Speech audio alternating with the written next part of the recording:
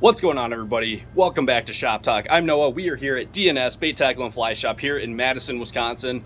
And I want to answer one of my most frequently asked questions, especially about ice fishing, and that is what kind of line I like to use. And obviously, we live in a day and an age where we have all kinds of really cool technology. Fishing technology has come so far, even just in the last 10, 15 years.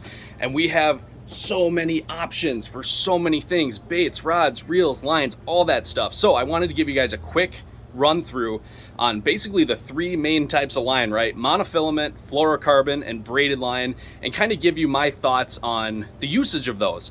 Now, I want you to keep in mind, this is my opinion. This is how I like to use these lines. It doesn't mean that that is the end all be all, the only way to go opinion. This is just my opinion. And I had a lot of people ask about this, so that's what we're going to talk about in this week's episode of Shop Talk. All right, so we're going to start by price point. We're going to start with the least expensive line and work our way all the way up. And the least expensive line starting out here is monofillament. Everybody uses mono, right? And I didn't pick any particular lines off the shelf here for any particular reason. I just grabbed them. That said, I do actually really like this stuff a lot. So monofillament. Obviously, price point wise, it's the least expensive, right? You can get away with swilling up a bunch of rods for very little money. What's nice about mono is it really doesn't freeze up too bad when it gets cold. It has a little stretch to it, so you have a little shock absorption to it. And it's, again, it's inexpensive, right? And it works really, really well in the cold. So for me, I use mono for pretty much all of my panfish rods, unless I'm fishing super deep water for like perch and stuff, which we'll talk about here in a minute. But I like to use it for kind of shallow water panfish stuff. It has a nice stretch to it. It lets the fish fight and in accordance with your rod as well. And you lose quite few fish doing that, right? And it's kind of like planer boards, right? Anybody who trolls with planer boards, usually we use monofilament line that has some stretch to it, right? It acts like a shock absorber and it prevents you from losing fish.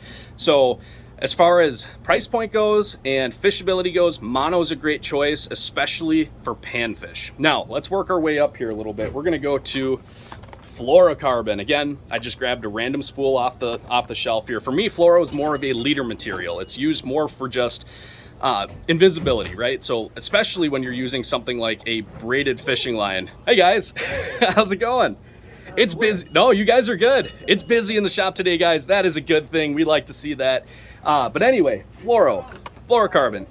For me, I don't typically use this as a main line. Now, I do in open water scenarios, especially drop shotting and doing things like that, very finesse walleye bass techniques. I don't typically use fluorocarbon line as my main line for ice fishing, partially because it's expensive, right? Fluoro is expensive. But the invisibility qualities of it underwater make it a phenomenal leader choice, as well as the abrasion resistance. So obviously, fish have teeth, even panfish do, right? Little sandpapery teeth. The fluoro does a really good job of holding up to some of that abuse. So if you tie on a fluoro leader, not only do you get the added benefit of it being more translucent underwater, you also get a little more abrasion resistance, especially when you're fishing for bigger fish, walleyes, even catfish here on Lake Mendota. Fluoro is a great choice for a leader. And another option too is if you fish on bodies of water that have zebra mussels. Let's say Sturgeon Bay, okay? If you guys ever go white fishing up there, most guys are running a fluorocarbon leader because there's zebra mussels down on the bottom. Those shells are really, really sharp. Your line rubs on it. You need something that's gonna hold up to that abuse, and that's where fluorocarbon really shines. Now, one thing to keep in mind, there is differences between ice fishing fluorocarbons and open water fluorocarbons. The stuff that's developed for ice fishing is softer because when it gets cold, line gets a little more stiff, right? Especially monofilament and particularly fluorocarbon, which can cause problems with line twist, right? Especially if it's on a spinning reel and you're using it in the cold, it gets kind of wiry, which is why I typically don't use it as a main line, but rather as a leader. But a lot of these ice fluoros are made to be softer. They're a little more supple, and that keeps it from getting so wiry when it gets cold. So they're specifically designed for ice fishing. All right, and at the top of the price pyramid, guys, we have braid.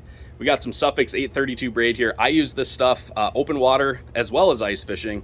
And as far as braid goes, it's kind of more of a heavy duty application. I do know people who do run braid for panfish. You certainly can, and it's very, very sensitive. But overall, it tends to be more of a big fish line. So your bass, walleye, pike, lakers, Even whitefish, especially if you're fishing super deep water, braid is a great option for having a really sensitive line with no stretch to it, so you get almost an instant hook set. Now that being said, you're going to want to run a leader, right? And that's where our fluorocarbon comes in, right? So we kind of use these two in conjunction with one another.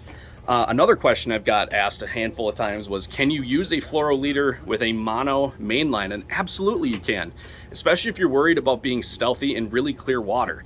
So some lines, let's see here. Yep, this stuff here, I don't know if you guys are gonna be able to see in there. I don't want to open the package, but this stuff is neon green, which from a fishing standpoint is great as far as the fisherman goes, right? Because we can see the line, it's easier to read what's going on. But can the fish see the line? Maybe, right? And if that's a concern of yours, especially if you're fishing really clear water, then you can just tie on a small section of fluorocarbon, eliminate that issue, and you're good to go. So really, it kind of comes down to a confidence thing, right? But you can absolutely do a fluoro leader on a mono mainline, absolutely, and a fluoro leader on a braided mainline. You could even do a mono leader on a braided mainline if that's what you're into, or if that's what is conducive to hooking the fish you're after, right? So anyway, guys, I just wanted to give you a real quick rundown here on the ice lines. I know there's so many options out there, which can make it kind of daunting, especially if you're new to ice fishing, right? So hopefully this made it a little more simple for you guys. I like mono for stretchy situations, especially shallow water panfish.